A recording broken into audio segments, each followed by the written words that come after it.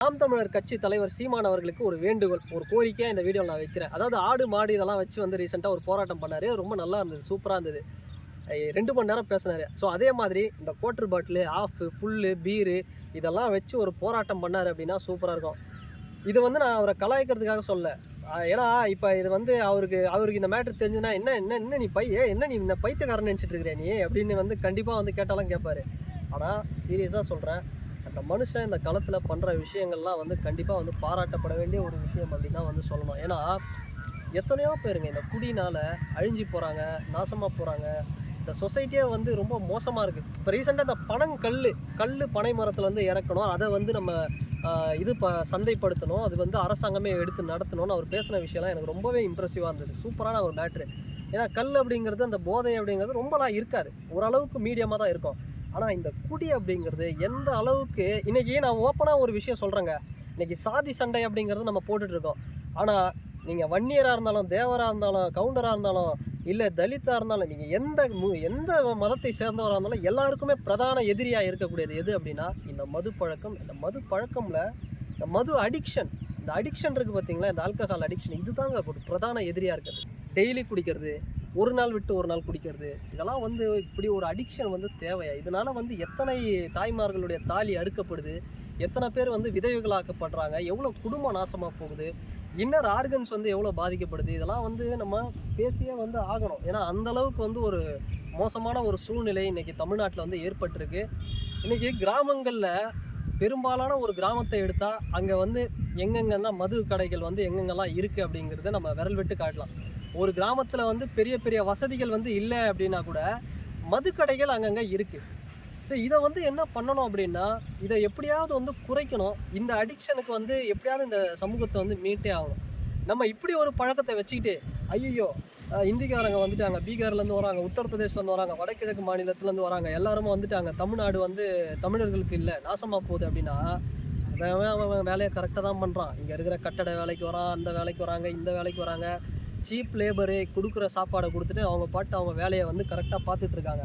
ஆனால் நம்ம தான் என்ன பண்ணுறோம், குடிச்சு நல்லது வந்தாலும் சரி, கெட்டது வந்தாலும் சரி, வீட்டில் ஒரு விசேஷனாலும் சரி, எழவா குடி, நல்லதா கல்யாணமாக குடி, எல்லாத்துக்கும் குடின்னு குடித்து ஒன்றும் இல்லைங்க. ஒரு சாதாரண ஒரு கிராமத்தில் வந்து பாருங்கள், ஒருத்தருக்கு சம்பளம் இன்னைக்கு சென்னை தாண்டி போய் பாருங்கள், திருவள்ளூர், காஞ்சிபுரம் பக்கத்தில் இருக்கக்கூடிய மாவட்டங்கள்லாம் போய் பாருங்கள், ஷிஃப்ட் முடிச்சுட்டு கம்பெனிலேருந்து வரும்போதே ஒரு குவார்ட்டர் பாட்டில் வாங்கிட்டு தான் வீட்டுக்கு போகிறாங்க சில பேர்.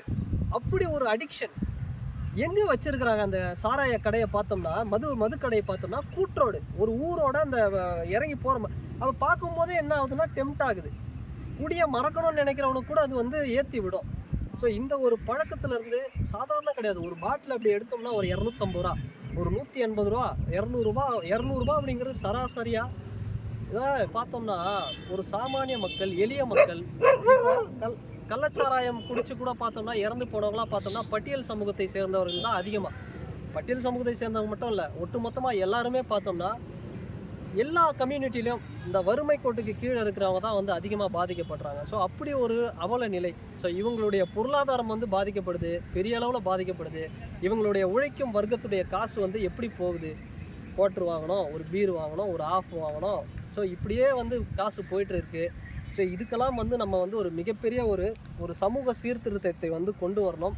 கண்டிப்பாக சீமானவர்களுக்கு மட்டும் வந்து இதை நான் வேண்டுகோள் விடுக்கல, இங்கே இருக்கக்கூடிய அனைத்து தலைவர்களுக்கும் இந்த தமிழ் சமுதாயம் வந்து காக்கப்படணும்.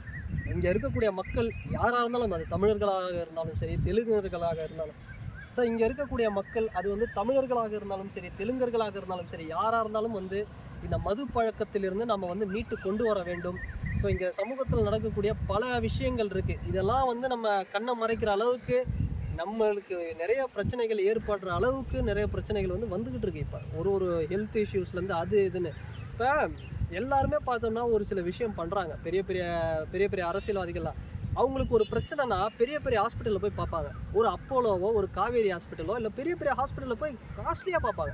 அவங்க சாப்பிட்ற சரக்குலாம் கூட பார்த்தீங்கன்னா நிறைய பேர் பணம் இருக்கிறவன் குறைச்சிப்பான். அதான் இங்கே பாதிக்கப்படுறது என்னென்னா கடைசியில் சாமானிய அடித்தட்டு வர்க்கம் தான் இங்கே பாதிக்கப்படுவாங்க. தயவுசெய்து இந்த குடி, இந்த மது பழக்கத்தை காந்தி அவர்கள் சொன்னது போல் ஒரு மிகப்பெரிய அந்த காந்தியின் பிரின்சிபல், அதாவது மது இல்லாத ஒரு நாட்டை வந்து நம்ம உருவாக்கணும். அந்த மாதிரி ஒரு கொள்கையை எடுத்து இந்த மது பழக்கத்திலிருந்து நம்ம மீட்டு வந்து பல பேரை கொண்டு வரணும். இந்த மது இல்லாத ஒரு தமிழகத்தை வந்து நம்ம வந்து உருவாக்கணும். ஸோ இதுக்காக வந்து முயற்சி பண்ணணும். ஸோ இது சீமானவர்கள் இது மாதிரி ஒரு போராட்டம் பண்ணார் அப்படின்னா சீமானவர்கள் மட்டும் இல்லை, எல்லா தலைவர்களும் இதை வந்து முன்னெடுக்கணும். ஸோ முடிஞ்ச அளவுக்கு மதுவை ஒழிப்போம். டிவிக்கேல கூட இப்போ சே நோ டு ட்ரக்ஸ், அதாவது மது, இந்த போதை பழக்கத்தெல்லாம் வந்து நம்ம வெளியே வரணும் அப்படின்னு ஒரு இளைஞர்கள் மத்தியில் ஒரு மிகப்பெரிய எழுச்சியை வந்து விஜய் அவர்களும் பண்ணிகிட்ருக்காரு கிரவுண்டில். அவருடைய சொல்லுக்கு கேட்டு பல விஜய் அவர்களுடைய தொண்டர்கள், அவருடைய ரசிகர்கள் பல பேர் வந்து இன்றைக்கி சே நோ டு ட்ரக்ஸ், அதை வந்து இது பண்ணுவோம் அப்படின்னு கையில் எடுத்திருக்காங்க. ஸோ இந்த சமூகத்தை வந்து நம்ம குடிப்பழக்கத்திலேருந்து மது பழக்கத்திலேருந்து காப்பாற்ற வேண்டியது அப்படிங்கிறது ஒவ்வொரு குடிமகன்களுடைய கடமை அப்படிங்கிறதோட இந்த வீடியோவை நான் முடிக்கிறேன். அண்ட் இந்த வீடியோ பற்றின உங்களுடைய கருத்துக்கள் என்ன அப்படிங்கிறது இந்த கமெண்ட் செக்ஷனில் மறக்காமல் பதிவிடுங்க.